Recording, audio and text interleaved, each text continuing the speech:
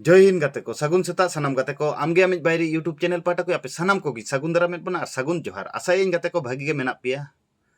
दुनिया रे सानाम मानमी भागी को तहन मा ओना रिया के मिटंग हुडिंग माछा मिटंग प्रचेष्टा आमगे आमिज बायरी यूट्यूब चैनल जहां को नोंकाना पॉजिटिव कंटेंट नेल सेना बना नोआ यूट्यूब चैनल आपे पे सब्सक्राइब दड़ा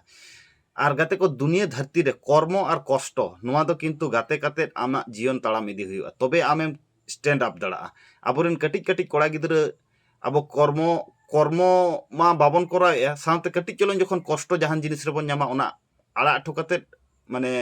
दर रिया बन चेष्टाया नोआ धरतीपुरी रे नोआ दुनिया धरती रे जहां गे जहां जिनिस अचिवमेंट का से माने सक्सेस कनाय उनी दो कष्ट ताला तेगे चलाव कनाय ओना खातिर जीवन रे बारिया जिनिस अब एप्लाई ताबन पे अब जीवन रे कर्म और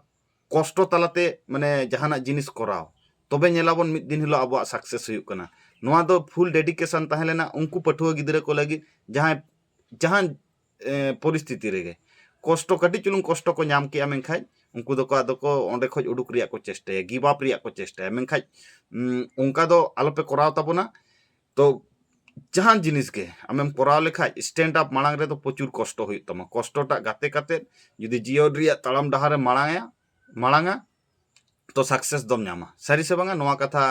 कमेंट करते लई तबन पे नोंकाना पावरफुल मोटिवेशन कथा से सेता रे पॉजिटिव कंटेंट नाम लगी आमगे आमिज बायरी यूट्यूब चैनल आपे पे सब्सक्राइब दड़ा मा एनखान सानाम को गार मिद दाव जोहार।